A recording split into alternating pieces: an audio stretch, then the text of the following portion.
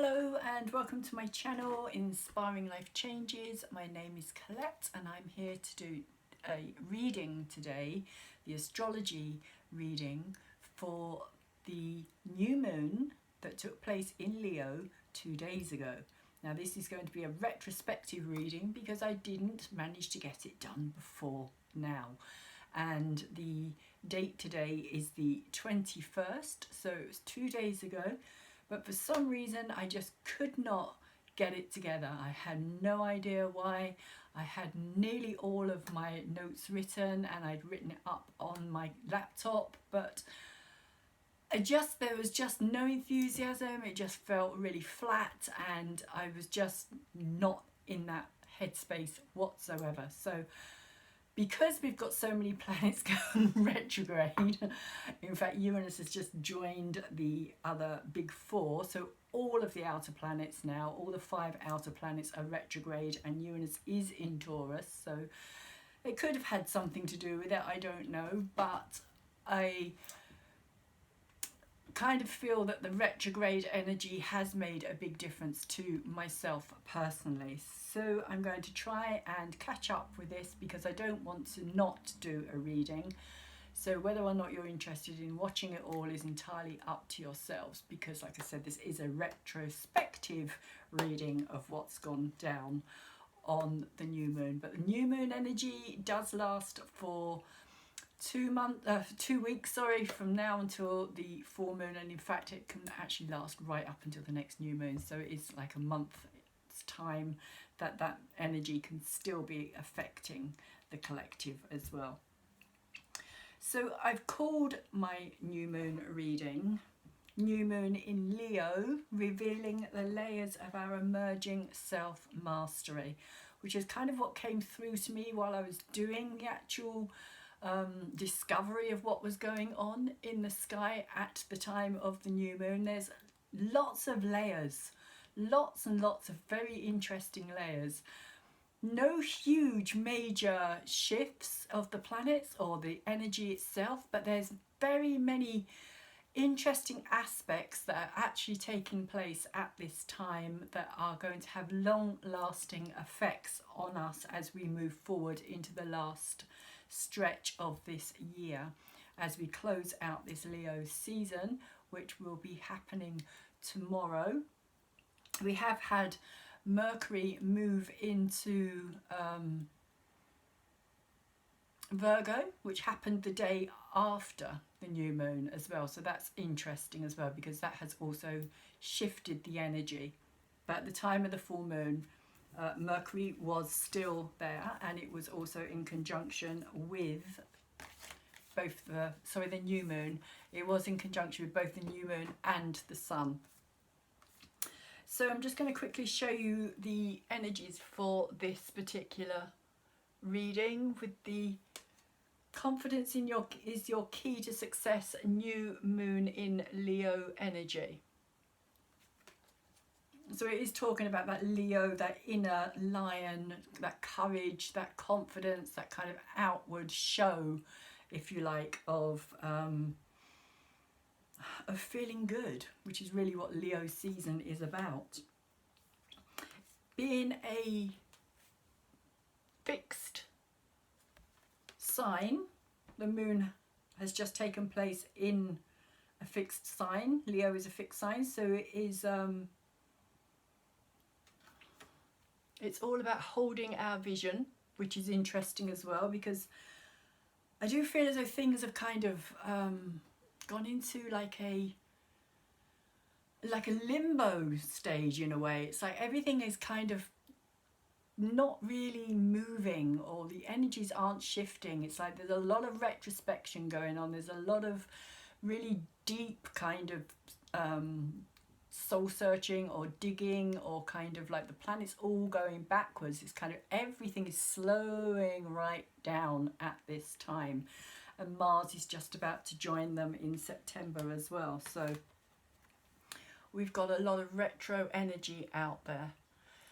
And the new moon itself is, as ever, all about a new start that is coming, but the start that is coming, I feel, is kind of, like I was saying, it's almost like it's in holding. It's like it's in, yeah, it's like it's in a holding space. That's how it feels to me. Like it's nothing's really changing or moving forward, although there's a lot of activity actually taking place in the sky itself. So I'm going to start the actual reading. Again, this is my intuitive interpretation of the astrology. So the divine masculine energy, which is the sun, comes together to form a conjunction with the divine feminine energy during the time of a new moon. So this new moon in Leo is taking place at 26 degrees 35 minutes in the sign of the Lion and 5th house energy at 03:42 hours UK time. That's when it took place. So you may have wanted to check out your own natal chart, or you still can, because like I said, the energies are still there. To see if you have any planets or points between the 21 degree area of Leo moving into the 01 degree mark of Virgo. Here we find the divine masculine and divine feminine energy in the sector of the sky ruled by the sun itself. The driving, masculine, fiery, passionate, feeling good about your own identity energy. An energy that is willing to take risks and have a gamble on life.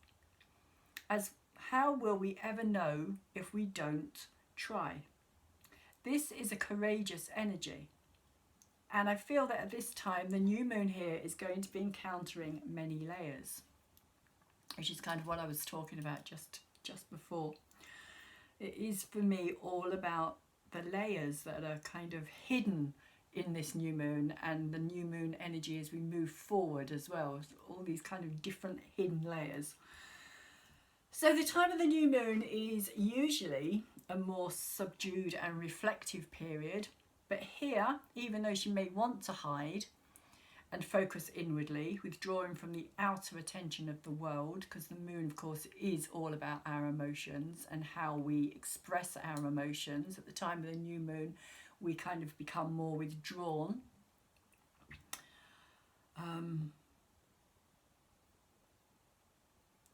Withdrawing from the outer attention of the world in order to create the new something to move forward with.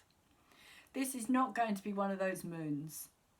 As in the sign of the sun, the moon can't hide her emotions from the outside vibrations of the collective crowds, who are demanding to have fun, enjoyment, party, while the sun still shines. And the sun, of course, is there to be worshipped, like the feel-good deity it has always been. Adding to this is the conjunction of Mercury to both the sun and moon, and the trining energy of Mars and Black Moon Lilith in the 1st house of Aries to all three. So Mars and Black Moon Lilith are all trining across to the sun, the moon and Mercury, meaning that there's a lot of fire energy around at this time. There's a lot of driving energy, a lot of passion energy, but because everything is kind of retrograde and moving backwards, it's almost like that energy's got nowhere to go. So it's kind of in a, almost like in a vacuum in a way, like there's very few outlets for us to be able to express it, particularly at this time in the world as well, because of all the restrictions that are on us at this time. So there's all this fire and it's not going anywhere. And fire, of course, is creative energy as well. It's driving. We want to do something. We want to be out enjoying ourselves and having fun. It's the season for it. But of course, we've got all these restrictions. So everything is kind of, like I say, it feels like everything's on hold at this moment in time. And along with that energy, all that fire energy happening, trining each other, we also have a quincunx over to the retrograde Saturn in Capricorn as well, which means that there's a sense of tension in the air. There's a sense of things not making sense.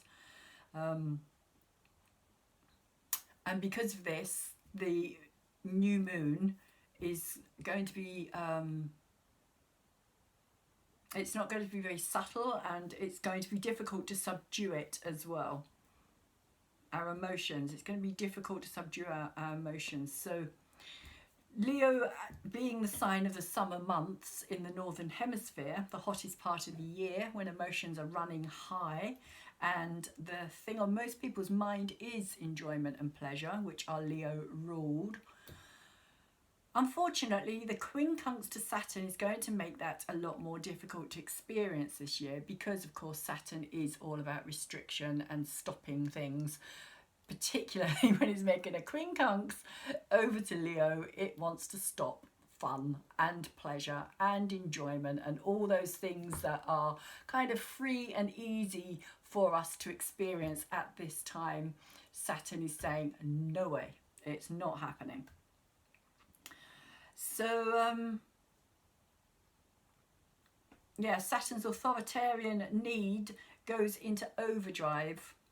The desire to just experience social engagement on all or any level is going to become a driving need within ourselves as well. So we're going to want to be out there partying and enjoying ourselves, and yet all the kind of authoritarian energy out there is going to be saying, no, you can't do that. No, you can't have parties. No, you can't not wear this, or you know, it's like there's going to become a lot of divisive energy, I feel, as well about it, because there's a lot of fire. It could also erupt in a lot of anger as well. A lot of people wanting to push against Saturn's kind of authority as well, and kind of see how far those boundaries can be pushed before there's any kickback from that as well. Because as Mars in Aries, and it's in its shadow as well, period, and it's conjuncting Black Moon Lilith and Eris as well, which I've also mentioned previously in my other readings that I've done. Eris is the female warrior S energy that has been kind of discarded and ignored over the centuries. It's like, you know, women have to behave a certain way and be a certain way, and Eris itself is in Aries, and it's been there for the last 100 years. So everybody on this planet at this time has got Eris somewhere in Aries, is what I meant to say there. So we all have, because it's so slow moving, Eris at a certain degree in our charts as well. So that's an interesting factor as well. But basically Eris is all about discord. It's all about wanting to cause disharmony. It's all about wanting to make people stand up and go out in the streets and fight for their rights in many ways. And Eris is encouraging some big time dissent. So the energy is basically with Black Moon, Lilith, Mars and Eris together is saying, be brave, be bold, find your warrioress or warrior nature, stand up for your sovereign rights, and don't let the bastards grind you down, is the message from these three together. And that's kind of an ongoing thing at this time as well, because of the fire energy that's taking place. And it will be there until the sun leaves Leo and moves into Virgo, which will be happening on the 23rd, I do believe, 22nd maybe.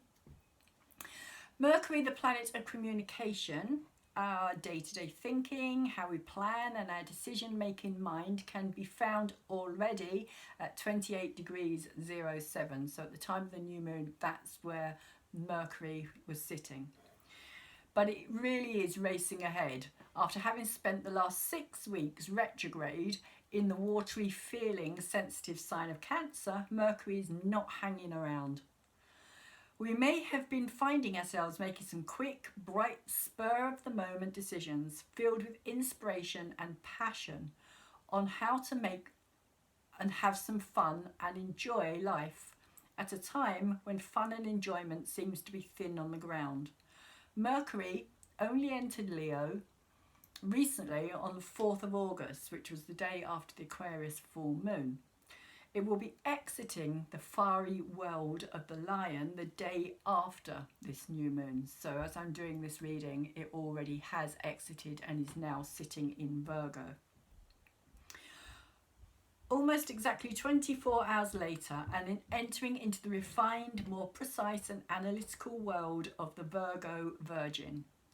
Mercury, of course, is the co-ruler of Virgo, who now shares this with the centaur Chiron, also known as the wounded healer. In Greek mythology, Chiron was renowned for healing others' wounds and emotional issues, but sadly could not do the same for himself.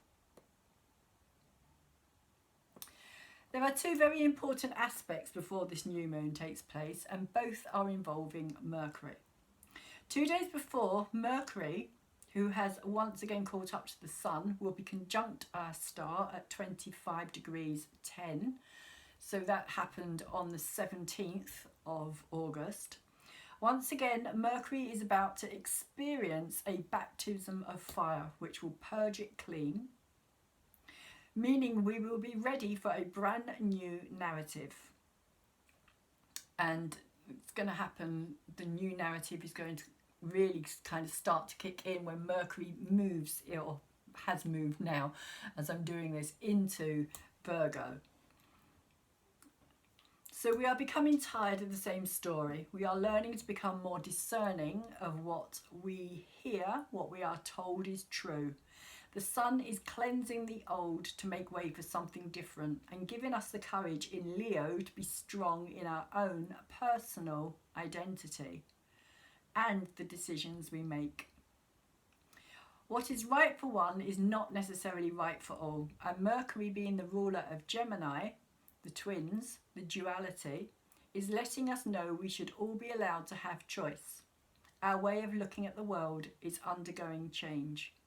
Change that will have big knock-on effects right through until the end of the year, and will affect our media in particular, as more and more people look for their own personal truth. The other important aspect involves a grand far trine with the divine feminine, divine masculine energy, and Mercury, all in Leo, connecting with Mars, Black Moon Lilith and Eris in Aries, and lastly the South Node in Sagittarius. The South Node is about letting go and releasing ourselves from the past.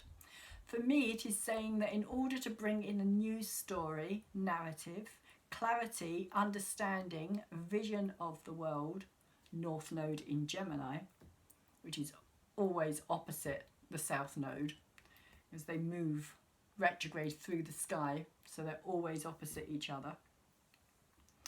So the North Node is where we're heading, and where we're looking to, the energy that we're looking to move into it is kind of known as the North Star, where we are pointing our ships, whereas the South Node is what's behind us, and it's where what we're moving away from, what we're leaving behind us. So we first have to release ourselves from the limited viewpoint of where we have reached today. That's South Node energy. And at this time, the South Node is in Sagittarius, the North Node is in Gemini. In Sagittarius, this will include such things as our belief systems, ideology, philosophy, our forms of higher education, religious dogma, justice systems that no longer work for we the people. As it also involves the energy of Mars, Black Moon Lilith and Eris, it is also saying we need to be aware of the collective accumulated darkness that I have spoken about before. I spoke about it in my previous video of the August 3rd Aquarius full moon. So if you haven't watched that one, if you're interested in it, it is on the playlist under the full moons, so you may want to go and check that out. And there's also, I believe, a link for the actual blog on there as well, so you may want to check that out as well. The blog is known as Time Is Here Now. So Okay, so on a personal level, we can detox our body and our mind by becoming conscious of our own shadow nature and working with it to bring it into the light. On a karmic conscious level, we need to be prepared to do the same thing, to become aware of the demigods, put them in quotation marks, who we have allowed to take up such positions of power and rulership over us that we daren't question their authority or belief in their self-importance. And that is a very Capricorn, top-down establishment idea of being ruled over. This grand far trine is saying to me, it is time we find our collective courage and voices, which are being symbolically choked. It is time we come out of the dark where they have kept us and move into the light with our strength and purpose. And like the warriors and warrioresses that Mars and Eris are reminding us we are, to put on our armour of strength, of mind and willpower, to join the battleground, to stand up strong and say enough is enough. No more crimes against humanity. Which is really the big issue at this time. And again, I've spoken about this previously, about the Gemini North Node energy as well, and how I feel as though it is kind of a split, being the duality, the two sides of things, which can also include the two sides of the brain, the left brain, the right brain. We have left politics, right politics. And you really can see that divide getting stronger and stronger at this time as well. So that kind of all connects in there for me as well, because you see the split between those who believe they have the right to dominate over those who don't believe that they have the right to stand up to say, you know, we are sovereign in our own rights, in our having arrived here on this planet. Just by that act alone gives us the right to have choice.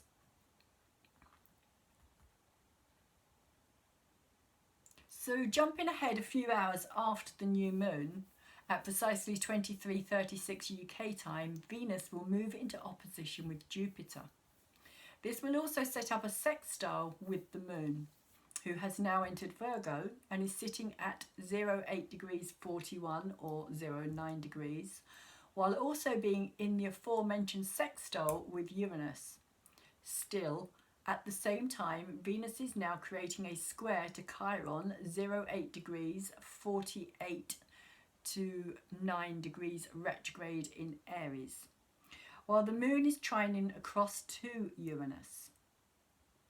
So basically what we have here is a Venus in the sign of Cancer and Jupiter in the sign of Capricorn are now coming into an opposition. At the same time, the moon is going to be in Virgo and it's going to be sextiling over to the Venus energy. And also Uranus is in Taurus and is going to be sextiling over to the Venus energy as well. So it feels to me like something is being set up, like the foundations of something being laid for something much bigger to come. This Jupiter opposing Venus has the feeling of a gift, along with a healing, but it's a gift of healing that we don't necessarily realise or see as being one in the initial stages. As I went deeper into this and looking at what is coming up on the 24th of this month, I just kept feeling that this is about the children.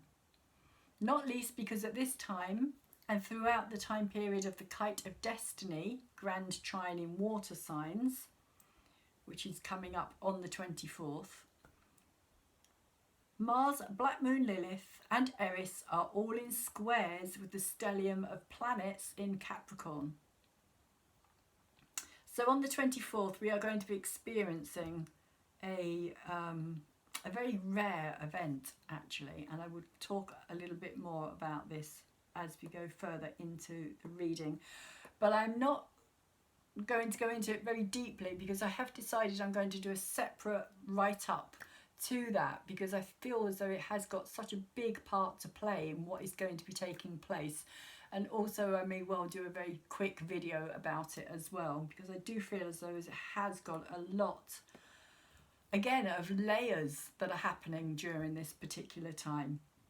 And that's what I mean about setting up a foundation. It's like layers upon layers that are being set up, almost as the energy in Capricorn is being taken down constantly at this time. There's kind of new layers that are kind of coming into existence elsewhere. So yeah, so particularly prominent at this time is the energy of Pluto as well. And Pluto, of course, is now at 22 degree point of Capricorn, and the 22 degree point of Capricorn is so very vital and important at this time, because it is where the major conjunction between Saturn and Pluto took place back in January, on the 12th of January, where the two of them came together. We also had Jupiter there, we had Mercury there, but it was the joining really of those two planets. The sun was also there as well, and we'd also just had, I believe it was a lunar eclipse 2 days before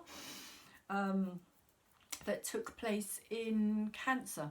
So big energy, and it's still ongoing. That's the whole point about it, is it is ongoing. This conjunction that started in January is going to take us right the way through until probably even into 2021. The knock-on effect is going to be there until Pluto moves out really of Capricorn, and Pluto's not moving out of Capricorn until about 2023. So we've still got a while to see the complete kind of breakdown, shall we say, of everything that is what we would know as our structure, as our kind of roots, foundation, the kind of things that we trust and thought would always be there. There's going to be such huge changes that are taking place and are already taking place.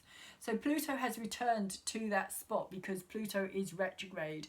So he has gone back to that exact same point of where that connection or that conjunction took place with Saturn. And he really is kind of digging down, right down into the foundations of that Capricorn energy. It's why we keep seeing more and more things kind of falling apart around us at this time.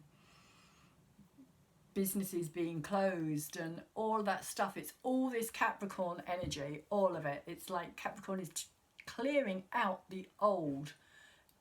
Pluto is clearing out the old in Capricorn in order to make way for the new to come in. You can't have the new come in if you've still got all that old stagnant energy kind of stuck there. So that's why Pluto has returned to that 22 degree point. And he's also still in this long-term sextile with Neptune as well, which has been this ongoing energy ever since the conjunction happened as well. Neptune was at 16 degrees, so it was still sextiling over to that energy. And Neptune is in Pisces, and Neptune is not going to be moving out of there for a long time either. So this is why kind of the bigger energies aren't shifting. It kind of feels like we are in this kind of, I feel as though it's like this waiting room, like this holding bay at this time. And so this energy is, to me, is saying it's time to see beyond the illusion as well. Even if what we see is not what we believe is the reality we have been living in, which I think is, again, this Pluto energy that is going to be breaking down the reality as we know it. And it's going to show us things that we may not be prepared to see as well. So like the matrix of lies that have been kept in place by this top-down establishment for centuries now, and our own reluctance to look beyond the boundaries of what we perceive is acceptable as well, and therefore could surely never be real, because we hold ourselves back because we have our own limitations, and that again is very much Saturn energy, the limitations that we put on ourselves, as we do not want to believe that the atrocities that happen elsewhere could ever invade our own personal existence as well. So we tend to kind of try and turn a blind eye to them, and that is very much the Black Moon Lilith energy as well. All the things that we don't want to look at, all the things that we would rather just bury and bury and bury, and Pluto is kind of bringing it all back up and saying, look, you can't keep ignoring it, it's here. So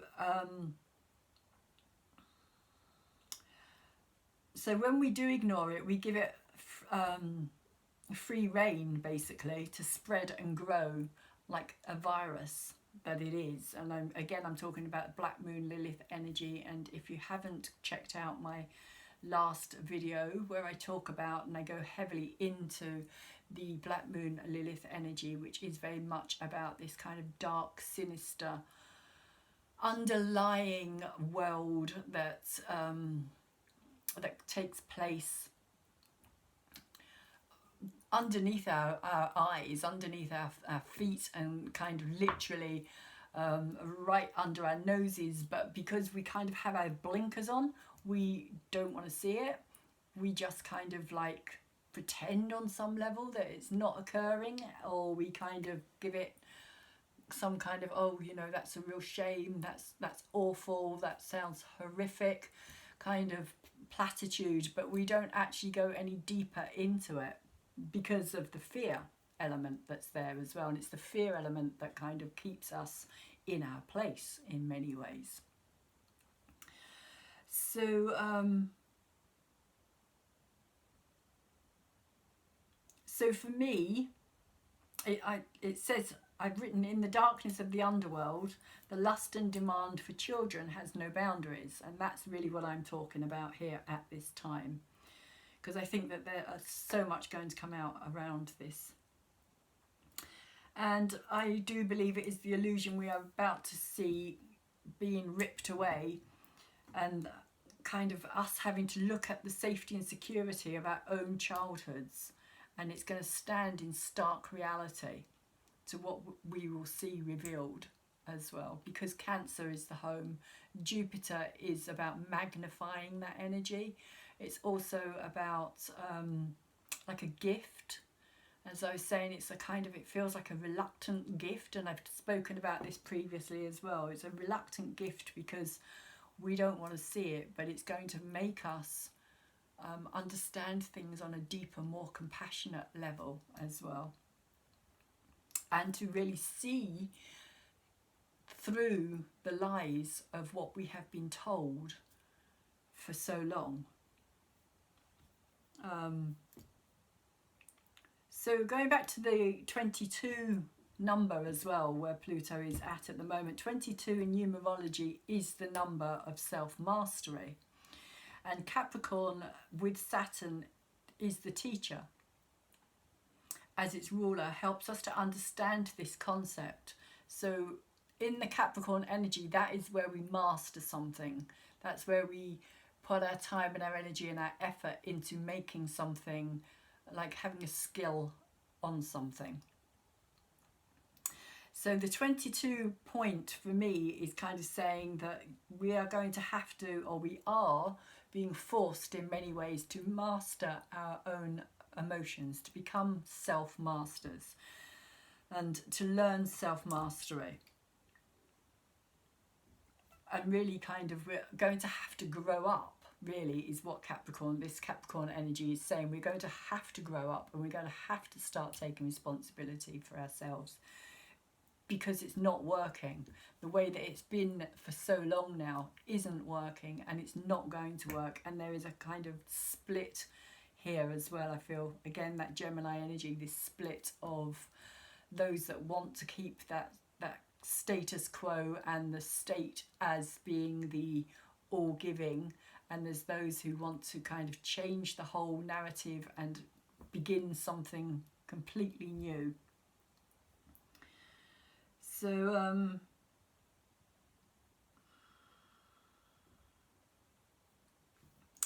just trying to find out where I was when I kind of went off on my little rant there. I do tend to do that, I'm afraid. So at the very least, I think we're going to need a lot of self-mastery when it comes to dealing with our emotions from now until the end of 2020 at the very least, which easily have the ability to turn to anger and rage because there is so much fire energy, because Mars, of course, is going to go retrograde and is going to go back over Black Moon Lilith. There's going to be another conjunction between those two as well. And there's just going to be a lot more kind of fire energy in existence. I was saying South Node is in Sagittarius, so that's more fire energy. And we're also going to have Venus move into Leo as well. So that kind of fire trine and fire energy is going to continue as we go forward. And it does have the ability to turn into anger and rage, like I was saying, because of what we may learn over these coming months as well. If what we have experienced on the streets already this year is anything to go by, what is yet to come will make it seem like a picnic. It feels like the fire has been lit, and now we are going to see it take hold, and nothing will stop what is meant to be as we discover the lies and deceit that have been used to create one pandemic in order to cover up the real one. The disappearance of children all over the world in their millions every year. And I personally believe that that is true. That what is coming out and what is being revealed and what they know is happening, this top-down establishment that is completely involved in all of this, they have created this situation in order, and I'm not saying that it's not real. On some level I believe it is real.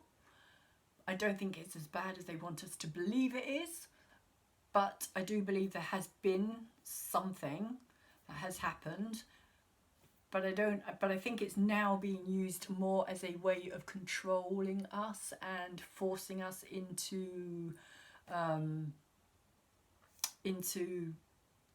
becoming, in a way, forcing us to make decisions. That it's kind of that growing up stage. It's like, you know, are you going to stand up for your self-rights? Are you going to say no?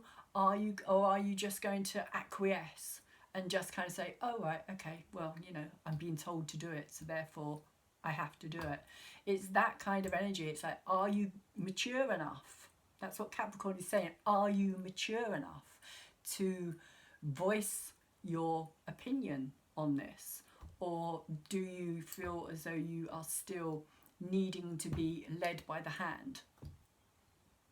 And I haven't written any of that in here. That is just coming through now. So sometimes it just kind of happens that way.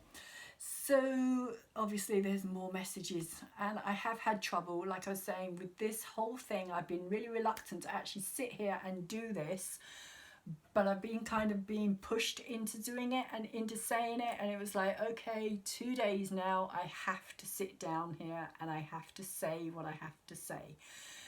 So, deep breath and I will continue.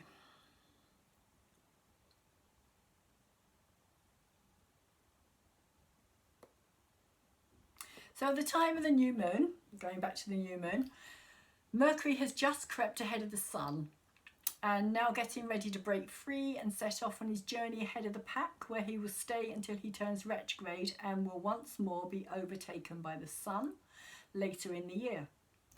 And it is for this reason, if you don't know, that Mercury will always be found in the sign before, after, or within the Sun sign itself in all natal charts. So Mercury never moves beyond those signs. It's always, wherever the sun is, Mercury will always be in the sign before, after, or in the actual sun sign itself, depending on how close it is to the sun at the time of your birth. So interestingly, Mercury is going to be the first planet to enter into the sign of Virgo, exempting the moon itself, of course, since the full moon. And I don't kind of include the moon because the moon moves so fast. Although it can have an effect, it doesn't tend to last overly long, although it does also depend on the other planets that are involved. But the energy doesn't tend to kind of, unless it's a new moon or a full moon, the energy doesn't tend to be so long lasting, which is why our emotions can be all over the place at times. So yeah, since the full moon took place on the 9th of March at 19 degrees 37, it was also around this time, with the Sun conjunct Neptune in Pisces, that the pandemic, which has managed to put the whole world in complete turmoil, really hit the headlines. And I speak about that in a previous video as well, I do believe. Basically the full moon in Virgo kind of brought all of those health issues, because that's really what Virgo is about. Virgo is all about health. It's about the body, how we take care of our bodies, etc. But there was all this confusing energy with Neptune in Pisces and Mercury in Aquarius, and like about the people, and there was all these other aspects going on at the time as well, and it was just a lot of confusion, a lot of kind of made up stuff that was being put out there by the media, and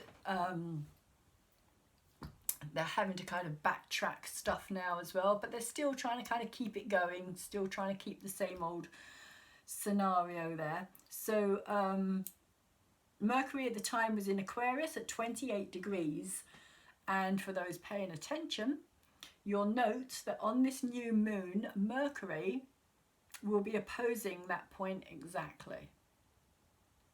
So it's kind of bringing that energy back into play as well. So, and this is one of the layers that I was talking about. As Mercury was then in the sign ruled by the higher octave of our conscious awareness as well, Uranus, the planet of sudden unexpected change in the sign of the people, humanity, and it was an unexpected change. We were all kind of hit with it full in the face. It was like something that just kind of came out of nowhere, literally, Uranus.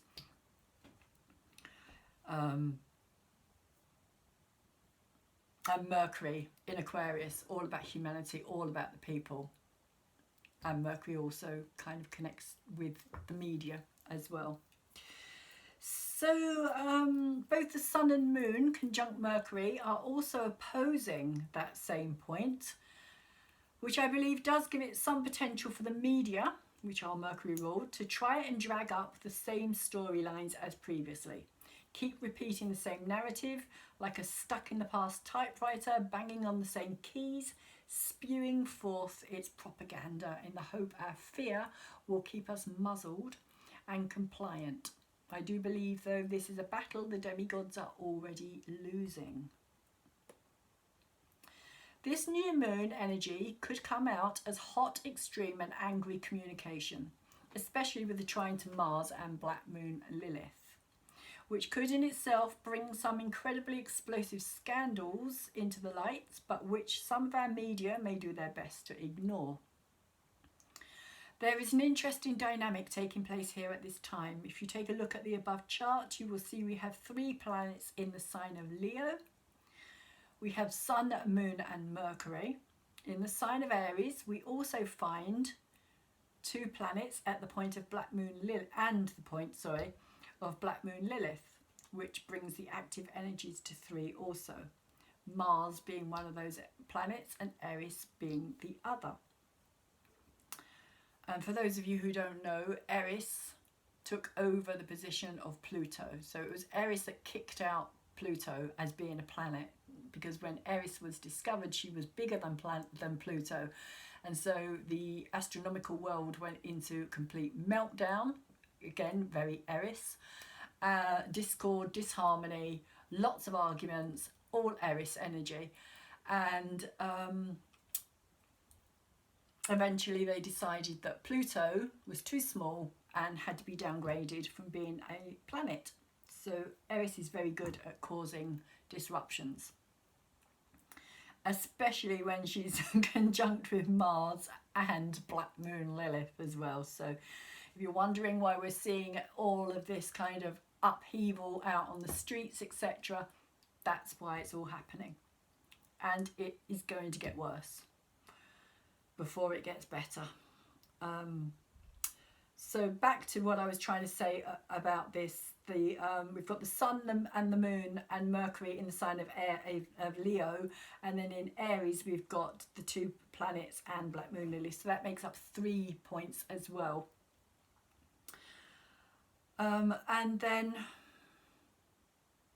in Capricorn we have the ongoing trio of Saturn, Pluto and Jupiter. And so all the Aries energy is squaring across to the, as I was saying earlier, squaring across to all the stuff that's happening in Capricorn. And from the Leo side of it, it's making this quincunx energy over to Capricorn as well. And as I was writing this, I kept getting the term scorched earth in my head. And that's kind of that for me is another layer of this as well, because of this fire trine that's happening and taking place as well. But it was like there's so much fire, and it's like it's all in a way directed at that Capricorn energy.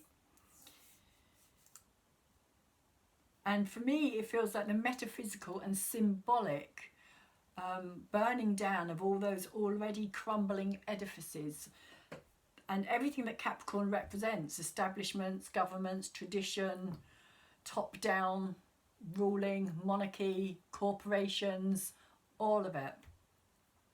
Law courts, everything is kind of being challenged here in Capricorn. So it's all the entrenched, traditional things that have been there for centuries, that have been put in place for so long now, that we just kind of think of it as being always the way it has always been and always will be.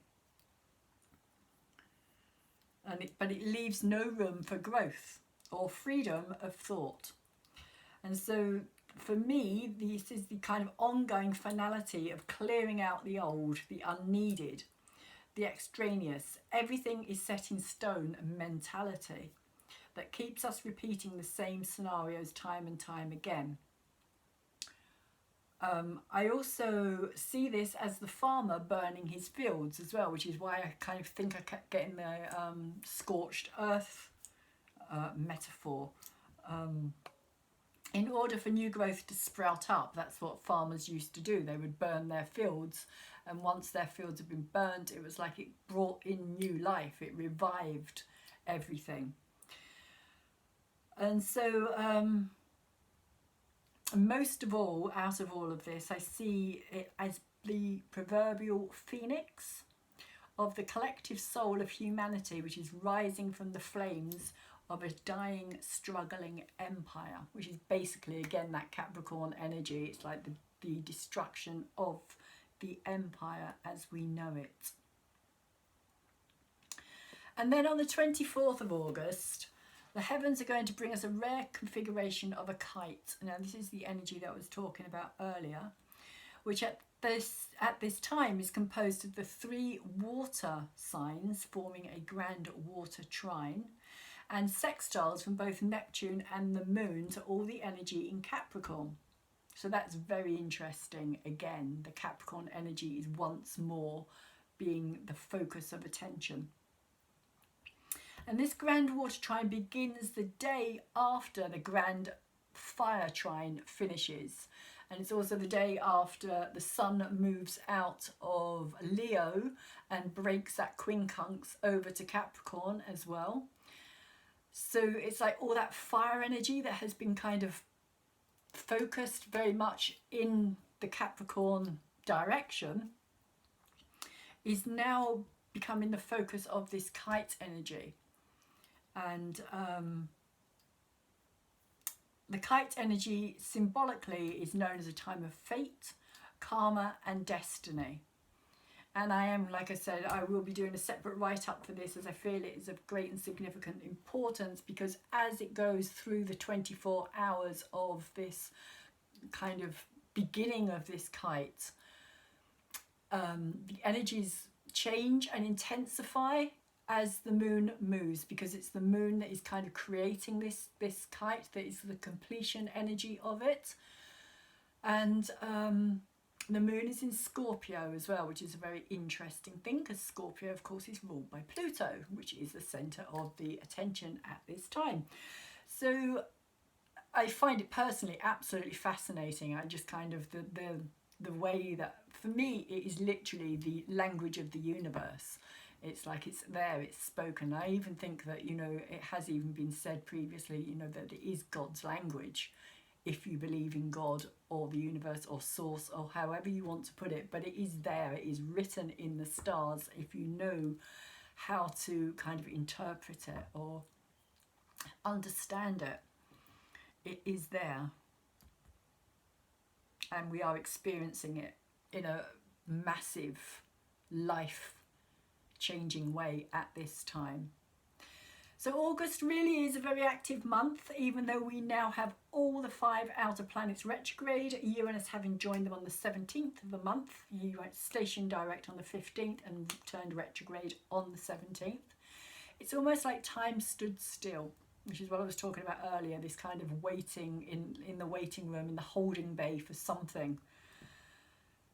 Even though there's a lot of activity happening outwardly, it's kind of, things are still in this kind of, just a kind of hanging. For me, it kind of reminds me of, in tarot, I would liken it to the hangman energy, literally, of kind of hanging and waiting and trying to get a new perception on something, trying to see things from a different angle, trying to understand things better, and waiting for the divine timing to say, right, okay, now is the right time for this to occur. Because that's what it's all about. At the end of the day, it's all about the divine timing. On a collective level, you can't make something happen before it's meant to happen.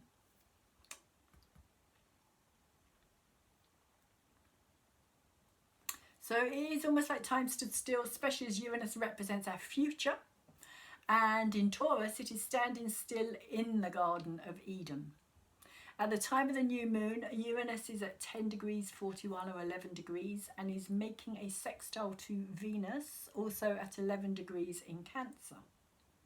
We are being asked what it is that we truly love, what it is that makes us feel nurtured, safe, secure. It is like we are being given very strongly the choice to decide, what do we want to take with us from our past? What do we want to plant and grow in our future? And where do our values lie within the future we are creating in our present? As we say goodbye to the season of the fiery lion and the height of summer, we begin to look towards the autumn months, and the last stretch of 2020 awaits us. Now that Mercury has moved into Virgo and the Sun joins him on the 22nd of August, no stone will be left unturned. Mercury in Virgo is a nitpicker. He will sweep through everything and use a fine tooth comb in order to do it, and not miss any details. Nothing will be left undiscovered. Mercury will want all the facts, especially as he will be making a trine with Uranus, the higher octave energy of Mercury and our higher conscious mind, backing him up. This is life-changing awareness. At the same time, Mercury is conjunct still with the Sun, shining a bright light and bringing in the clarity for us to be able to take action and to see things clearly. It really does feel at this time of the new moon until the end of August, we are dealing with layers upon layers of incredible shifts in our conscious self-identity and understanding to do with our own position, of power in the world we inhabit personally, as well as on a collective scale. These shifts and changes are taking place on a very deep and subtle level internally, as is being reflected in the astrology. The many different aspects taking place during this month are not about huge shifts of the planets themselves. Indeed, everything outwardly is very much the same. As I was saying, this kind of stuck energy, this kind of stagnant feel about it all at this time. But these aspects are powerful and will have long-lasting effects on the collective psyche.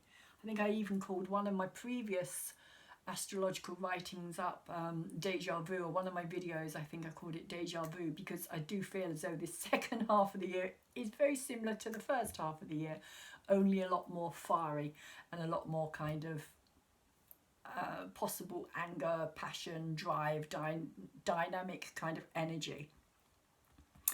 But it's about where is it going to be channeled? How is it going to be channeled? Because fire is a dangerous element, and it can get out of hand very, very quickly. So the Sabian symbol for this 26 degree point of Leo is, after the heavy storm, a rainbow. And the keynote is linking above and below the covenant with one's divine nature, promise of immortality. In the Bible, the rainbow is the sign of the covenant established by God with Noah, the cyclic seed man, guaranteeing that no longer shall the destructive power of spirit, the Shiva aspect of the divine, be used to destroy life on earth. As we come to the third level of the scene of release, we find the man who has been able to weather the cathartic storm face to face with his divine archetype. Because he has been victorious, a link has been established with his divine soul, or his divine soul being. Both the human and the divine partners should remain thus linked. So it is talking about becoming aware of ourselves as more than just a physical form, really.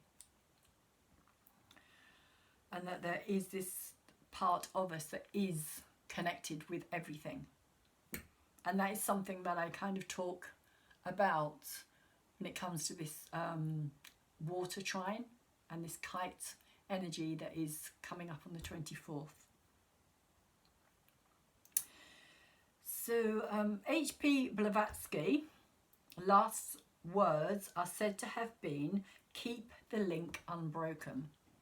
The link she forged with the trans-Himalayan brotherhood that had sent her into the darkness of 19th century materialism for this purpose. If you don't know who H.P. Blavatsky is, there's lots of information out there online for you. You can go and check that out for yourselves. At the first stage of this 30th sequence, the symbol of the rainbow shows us the need to maintain a state of open communication between the sky and the earth within our total being, not for the sake of finding an ever elusive pot of gold at the end of the rainbow, for this end is never to be reached, but in order to face the totality of our individual selfhood, as it is projected in the many-hued dome of our sky-flung consciousness. After every successful met crisis, the revelation of worth comes to us, and with it comes the promise of success, if only we do our part, which I think is incredibly apt at this time, because I think that's something that we are going through, is a crisis of identification in many ways, of who we are, what are we here for. It's kind of everything that we thought we were here to do is kind of being taken away from us as well, particularly when it comes to those of us who are no longer in positions of working as such. And lots, as I said, I've spoken about this before as well, how we identify with what we do rather than identifying with us as a person, as our nature. We identify with what it is that we do rather than who we are. If you understand what I mean by that, it's kind of like what you work, how you work, what you work as is what we kind of become in a way, what we believe we are. Which is very sad in many ways. I think that's a very sad way to look at ourselves, because we are so much more than the energy that we kind of put into something in order to receive a living. It's kind of our value system in many ways. How do we value ourselves? So before I go, there is one other thing I feel compelled to mention about this new moon and the year 2020 as a whole, is that throughout this year we have had the energy of a lesser known centaur called Theris very much affecting our astrology. This centaur was known to be a hunter-stalker who preyed on bears in particular. Once they were safely inside their caves, he would wait and watch. Then, when he felt the time was right, he would drag them out and kill them. There is within this centaur the personality traits of both a predator and a psychopath, which are not mutually exclusive. This centaur has been involved with nearly all the new and full moons so far this year. At this time of the new moon in Leo, it is sitting at 23 degrees of Leo, thereby conjuncting all the energy of this new moon. Not only do I find this interesting for what is taking place amongst the rich and famous at this time, the outing of this behaviour more and more, which I believe is going to lead to a tsunami that can't be avoided. So it's kind of this energy, this kind of stalker, predator, preying energy that has been there. It's been in the conscious awareness on some level for a long time, and I find it really interesting that there is more and more people coming out and expressing what has happened to them during this year.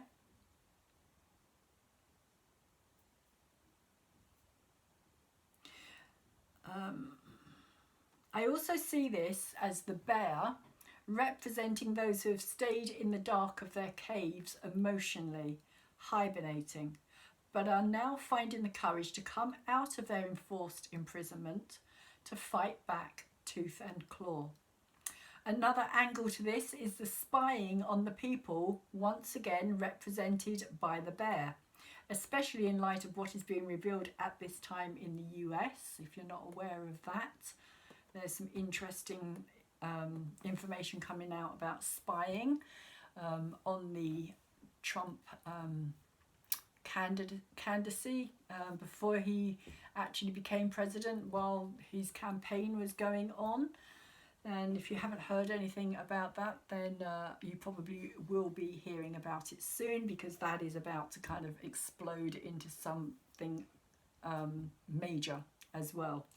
But that was all about spying back in 2016, but it's only now, literally now, that the actual information about it is coming out, and the first indictment has happened just at the time of this new moon as well. So I find that really very interesting too. And so for me, I feel as though the Thesis energy has kind of been, the tables have kind of been turned on this energy, and the hunted or the hunted have become the hunters. The predators are very much in play in our lives through all sources of media. They prey on our weaknesses, which is one of the ways they are trying to track and trace us constantly, which is one of the things that is happening again with this pandemic as well, this whole kind of call for tracking and tracing and knowing where everybody is and who they've been in contact with, etc., etc. That is very much predator kind of energy of having to know. It's like surveillance at its highest, and surveillance is predatory. It is a preying energy, whether it's been done for our own good or not isn't the point. The point is, and the facts are, that nobody has the right to feel that they can do that to another human being. And so so they prey on our weaknesses, which is one of the ways they are trying to track and trace us constantly without our consent. That is the thing about predators, psychopaths, hunters, stalkers. They do not understand the concept of consent, as they have no moral code to begin with, and they are usually found in high positions of power for exactly this reason. They will use any means possible to get their desired outcome. No matter how long it takes, they can wait and watch until the time is right and we are vulnerable enough. Then they will pounce. And that is really the last thing that I want to say about this energy at this time, is that this Theseus energy, this centaur in Greek mythology, he was also known to have raped his sister-in-law at her wedding as well. So it's very much all that energy that is out there at this time that is being kind of brought out into the light. And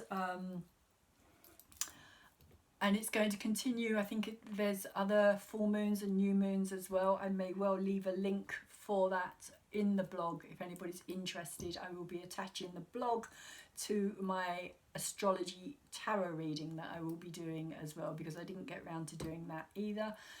So I just would like to say very quickly, I'm going to pull one of these cards before I leave, but I will say thank you very much for watching. Thank you very much to those of you who have subscribed to my channel recently as well. For those who are interested, there is going to be a free natal link in the description box down below for you to go and find out for yourself where any of these placements are, so you can have a deeper look at your own astrology and maybe find out more about your own personal part in all of this as well. Again, if you haven't subscribed to my channel yet, please could you do so, because it's really helping me to build my channel. I'm almost at 100 subscribers, so I'm very excited about that. And when I get to 100 subscribers, I will quite likely do a bonus read on something. So I'm not quite sure yet, but just also, if you're wanting to get videos as and when I put them out, please tap the bell. I do all the full moons, new moons, and major energy shifts as well. I will be doing a read on Uranus as well, and I am going to be putting out, I may do a small video about it as well, about this upcoming 24th trine. I haven't heard of anybody else who has said anything about it. I've heard of the fire trine and I've heard of the earth trine that's coming up, but I haven't heard anything about this water trine or the kite that's happening, so I'm quite intrigued as to why that's not out there. Okay, so what do we get? We get whatever I can imagine the universe can deliver, which is a great card for us, because it is all about creating something new. It is all about birthing the new, which is going to happen on the 21st of December, when Saturn and Jupiter come together at the winter solstice. That really is the beginning of a new era, or a new age as they like to call it. It is a new aeon. It's 2,000 years of change. So this card is very appropriate, I feel, at this time. And it's saying, if you have the ability to imagine it, or even to think about it, this universe has the ability and the resources to deliver it fully unto you. For it is like a well-stocked kitchen with every ingredient imaginable at your disposal. So there you go, birthing the new, really. bringing something together, cooking up a recipe, cooking something. We're all doing it together. We're all in it collectively. And we all would like to see positive change as we move forward. So once again, thank you very much for watching. I don't think there's anything else I need to say other than take really good care of yourselves at this time, and hopefully I will see you again soon.